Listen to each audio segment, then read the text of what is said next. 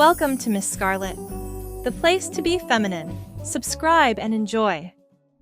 James stared at the computer screen, his eyes glazed over from the endless columns of numbers that stretched before him. He had been an accountant for the past 20 years, and each day felt like a carbon copy of the last. Wake up, go to work, crunch numbers, go home, sleep, repeat. At 45, he couldn't help but feel like life was passing him by while he was stuck in an endless loop of monotony. With a heavy sigh, James pushed back from his desk and rubbed his eyes. He glanced at the clock. 5 p.m. on the dot. Quitting time. He methodically packed up his briefcase, slid on his sensible loafers, and headed out of the gray, lifeless office, nodding politely to co-workers whose names he could barely remember. Outside, the evening sun was warm on his face. But it did little to lift the weight that perpetually sat on James's shoulders these days. He loosened his tie as he walked to his practical, reliable sedan in the company parking lot. A sudden impulse overtook him, and instead of turning right towards home, James found himself driving left towards the little downtown area near his office. He wasn't quite sure what had drawn him there, but he parked and began aimlessly wandering down the quaint main street, hands in his pockets. The window displays of brightly colored dresses, antique books, and artisanal crafts were a stark contrast to the blacks, grays, and whites that dominated James's world. A vintage clothing store with a cheerful red awning caught his eye. Almost in a trance, James pushed open the door, a bell tinkling to announce his arrival. The store was cramped but well curated, full of unique treasures from bygone eras. James moved slowly through the racks, letting his fingers trail over the fabrics, slippery satins, nubbly wools, gauzy cottons. As he turned the corner, a flash of vibrant red stopped him in his tracks. There, on a bottom shelf, was a pair of shiny red stilettos. The candy apple color seemed to glow under the soft lighting of the store. James bent down and picked one up, surprised by the heft of it in his hand. He had never paid much attention to women's shoes before, but something about these captivated him. The way the light played on the patent leather, the arch of the heel, the pointed toe, they were the epitome of femininity and provocation. Everything James was not. Almost in a daze, he found himself at the register, pulling out his wallet. The cashier, a funky young woman with a shock of purple hair, smiled at him as she wrapped up the shoes. "Good choice," she said with a wink. "Every man needs a pair of nice heels." James felt his face flush. "Oh, they're not for me," he stammered. "They're for my, girlfriend." The girl just smirked knowingly as she handed him the bag. James hurried out of the store, his face burning. What was he thinking? He didn't have a girlfriend. He couldn't remember the last time he'd even been on a date. And he certainly wasn't the type to buy heels, as the purple-haired girl had so eloquently put it. By the time he got home to his sparsely furnished apartment, James was questioning his sanity. In the harsh light of the single overhead bulb, the red stilettos seemed garish and ridiculous as he pulled them out of the tissue paper. He made himself a frozen dinner and ate it methodically in front of the TV, resolutely ignoring the shoes that sat on the coffee table. But as the sky outside darkened and the hour grew late, James found his eyes continually straying to the splash of red in his otherwise colorless living room. An unfamiliar feeling stirred in his chest. When was the last time he had done something just for himself?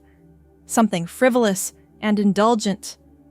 He couldn't seem to stop himself as he reached for the shoes, slipping off his sensible loafers. With hands that shook slightly, he undid the delicate ankle straps and slid his feet in. The patent leather was smooth and cool against his skin. Wobbling slightly, James stood up. He was amazed at how different the world looked from this new height. He took a few tentative steps, unused to the pitch of the heel. His center of gravity was thrown off, and he felt a strange sense of vulnerability, but also an intoxicating rush of power. In front of the full-length mirror in his bedroom, James ran his eyes over his foreign silhouette. The severe cut of his charcoal trousers contrasted shockingly with the shiny red stilettos. He had never felt more out of his element, or more thrillingly alive. Slowly, as if in a dream, he unbuttoned his starched white shirt and let it drop to the floor. His pale chest looked alien in the mirror, rising and falling with each shallow breath. Next came his pants, sliding to his ankles. He kicked them away until he was standing there in nothing but his red heels and predictable navy blue boxers. He knew he should feel ridiculous, a middle-aged man playing dress-up in women's shoes. But instead, he felt strangely beautiful, powerful, free. The shoes were like a key, unlocking a part of himself he hadn't even known existed.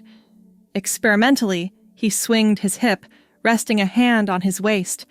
He tossed his head back and strutted a few paces, relishing the authoritative click of his heels on the hardwood floor.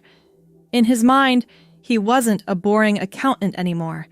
He was a temptress, a seductress, a siren. The stilettos were his armor and his weapon. He spun around, marveling at the way the edges of his vision blurred with the movement. Faster and faster he twirled, as decades of repression fell away with each revolution. A laugh bubbled up from his chest, spilling from his mouth. He felt dizzy, intoxicated, consumed by a red-hot fever that originated from the stilettos and spread through his entire being. When he finally fell into bed, exhausted and spent, his last thought before sailing into the most restful sleep he'd had in years was that he needed more. More color, more excitement, more living. The red stilettos lay on the floor where he'd lovingly placed them. A promise. James didn't know where this path would take him. But as he drifted off, a smile playing on his lips, he knew one thing for certain. He would never be satisfied with his mundane life again. The red stilettos had seen to that. The next morning, James woke with a start, momentarily disoriented by the unfamiliar sensation of satin sheets against his skin. He blinked, taking in his surroundings. And then his gaze landed on the red stilettos, still sitting where he had reverently placed them the night before. A flush crept up his neck as memories of his impromptu fashion show came flooding back. In the cold light of day, the shoes looked even more audacious, winking at him from their spot on the floor. James swung his legs over the side of the bed, wincing slightly as his feet touched the ground. He was shocked to see angry red marks on his ankles and toes from where the straps and pointed toe had dug into his skin. The pain was a tangible reminder that last night hadn't been just a fever dream. James reached for his phone, his thumb hovering over his boss's contact. He could call in sick, hide away from the world and try to forget this strange new desire that had overtaken him. But even as the thought crossed his mind, he knew he couldn't go back to his colorless life, not after tasting the vibrant rush of walking in those heels. With a deep breath, he got up and headed for the shower, determined to start his day like any other. But everything had changed. As James went through the motions of his morning routine, he couldn't stop his mind from wandering to the red stilettos, now safely nestled in a shoebox under his bed. He found himself wondering what other treasures the vintage store held. The purple-haired cashier's knowing smirk played on repeat in his head. At work, James couldn't focus. The numbers swam before his eyes, refusing to behave and line up in orderly rows like they usually did. His bland turkey sandwich tasted like sawdust in his mouth as he mechanically chewed, scrolling through page after page of women's clothing websites on his phone. Each click took him deeper into a world he had never dared to explore before, a world of silk and lace, of flowing skirts and delicate blouses. That evening, James once again found himself drawn to the little downtown area, like a moth to a flame. This time, he bypassed the vintage store, too embarrassed to face the cashier again. Instead, he ducked into a nondescript clothing store, the kind that sold sensible slacks and button-downs to office workers like himself. But James breezed past the menswear section, his heart pounding as he approached the women's departments. He tried to look nonchalant as he browsed through the racks, as if he was just a man shopping for his wife or girlfriend. His hands shook slightly as he pulled out a simple black pencil skirt, holding it up to gauge the size. "Can I help you find something?" James nearly jumped out of his skin at the sales associate's chipper voice. She was a petite blonde, her blue eyes wide and guileless. James felt a bead of sweat trickle down his back. "I'm just, looking for a gift. For my girlfriend," he stammered, the lie tasting bitter on his tongue. The salesgirl smiled, taking the skirt from his hands. "Well, this is a great choice. Classic and flattering. What size is she?" James's mind went blank. He had no idea what size he would be in women's clothing. He had never even considered it before. Medium?" he guessed, hoping his face wasn't as red as it felt. The girl pursed her lips, eyeing him up and down. I think a large might be better. Here, why don't you take both, and she can return whichever doesn't fit." She handed him the skirts and flounced off to help another customer, leaving James clutching the hangers, his heart racing. He made his way to the register in a daze, barely hearing the cashier's pleasantries as she rang him up. The bag felt like it weighed 100 pounds as James carried it to his car. He tossed it in the passenger seat and gripped the steering wheel, staring straight ahead. What was he doing? Buying women's clothes, lying to salespeople? This wasn't him. He was boring, predictable James, not some secret crossdresser. But even as the thought crossed his mind, he knew it was no longer true.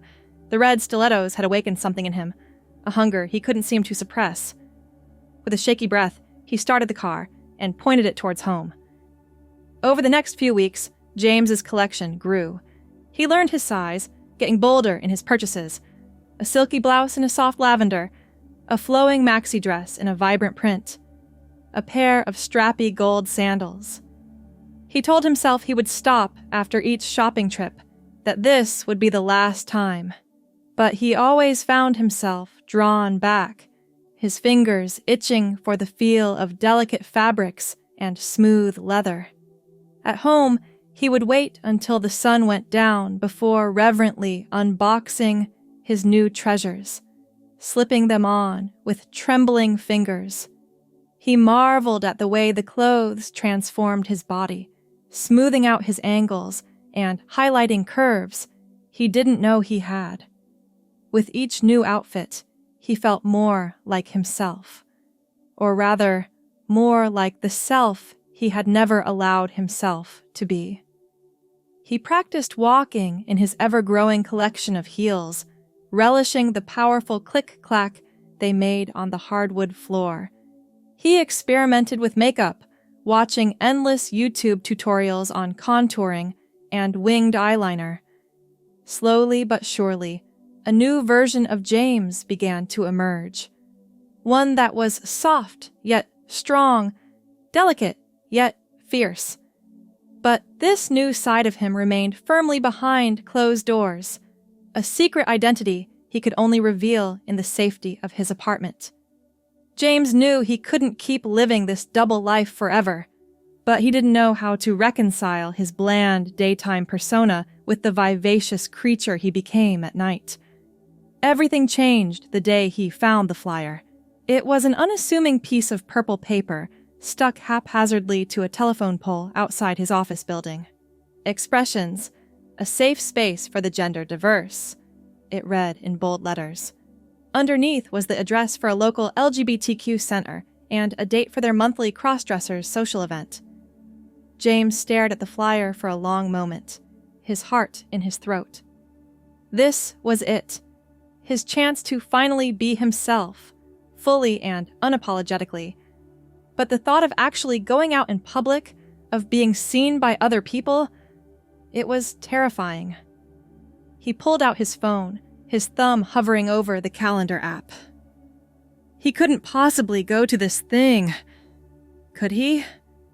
He imagined walking into a room filled with other people like him, people who understood the thrill of slipping on a dress, the power of a pair of heels, people who wouldn't judge him or think he was a freak. Before he could second-guess himself, James entered the event into his calendar, his heart pounding. He had no idea what he was getting himself into, but for the first time in a long time, he was excited to find out. The night of the event, James was a nervous wreck. He changed his outfit a dozen times, agonizing over every detail. He settled on the black pencil skirt, paired with a flowy emerald green blouse that brought out the color of his eyes. His makeup was subdued but flattering. His shoulder-length brown wig styled in loose waves. As he stepped out of the Uber in front of the center, his knees nearly buckled under him. His black stilettos suddenly felt like a very impractical choice. He wobbled his way to the front door, his palms sweating and his heart racing. The door swung open before he could chicken out, revealing a tall, statuesque woman in a glittering gold gown. Her makeup was flawless, her long dark hair cascading over one shoulder. She looked like she had stepped straight out of a movie set. "Welcome to Expressions," she said, with a dazzling smile. "I'm Veronica, and you are—" James froze, his mind going blank. He hadn't thought to come up with a feminine name for himself. I'm... he stammered, feeling the heat rise in his face. Veronica's smile softened, her eyes knowing. "First time?" she asked gently. James could only nod, his throat tight. Veronica looped her arm through his, guiding him into the brightly lit community room. "Don't worry, honey, we've all been there," she said conspiratorially. "Stick with me, and you'll be just fine." As James stepped into the room, he was struck by the sheer variety of people milling about. There were individuals of all ages, races, and body types, all united by their love of feminine expression. Some were in full drag, others in more subtle outfits like his own. The air buzzed with laughter and chatter, the atmosphere warm and inviting. Veronica introduced him to person after person, never once faltering in her use of feminine pronouns for him. James felt a swell of gratitude for her easy acceptance. As the night went on, he found himself relaxing, even beginning to enjoy himself. For the first time in his life, he felt like he truly belonged. As the event wound down, Veronica pulled James aside, her perfectly manicured hand resting on his arm. "You did great tonight," she said warmly. "I remember how scary it was my first time out, but you handled it with such grace and poise. I'm impressed." James ducked his head, feeling a blush rise to his cheeks. "I couldn't have done it without you," he admitted. "Thank you for taking me under your wing." Veronica waved a hand dismissively. "We girls have to stick together," she said with a wink. "But seriously, I see a lot of potential in you. Have you ever thought about performing?" James blinked, taken aback. "Performing? Like in drag?" "Why not?" Veronica shrugged. "You've got the look, the walk, the presence. With a little coaching, you could be a real force to be reckoned with on stage." A thrill ran through James at the thought. Him, performing in front of an audience? It was simultaneously terrifying and exhilarating. "I wouldn't even know where to start," he said hesitantly. "Lucky for you, you've got me," Veronica said with a grin. "I've been doing this for years. I can teach you everything you need to know. How to dress, how to move, how to command a crowd." She reached into her purse, pulling out a glittery business card. "Here's my number. Call me and we'll set up a time to get together. I sense great things in your future, honey." James took the card with trembling fingers, hardly believing this was real. Just a few short months ago, he had been a different person entirely. A sad, gray little man, sleepwalking through life. And now, here he was, being offered drag lessons from a veritable queen. "Thank you," he said fervently, clutching the card to his chest. "Truly, I don't know how to repay you." Veronica smiled, her eyes soft. "Just promise me one thing," she said, squeezing his hand. "Anything," James breathed. "Never, ever let anyone dull your shine," Veronica said fiercely. "This world will try to put you in a box, make you small and afraid, but you've got a light inside you, honey. A fire! Don't you dare let it go out." Tears pricked at the corners of James's eyes. He nodded, not trusting himself to speak. Veronica pulled him into a tight hug, her vanilla perfume enveloping him. "Welcome to the family," she whispered in his ear. As James made his way home that night, his feet aching and his heart full, he knew his life had irrevocably changed. He didn't know where this newfound path would lead him, but for the first time, he was excited to find out. With Veronica's guidance and his own budding confidence, he knew he could face anything. The red stilettos had been the key to unlocking his true self, and now that he had opened that door, he knew there was no going back. Only forward, one fierce, fabulous step at a time.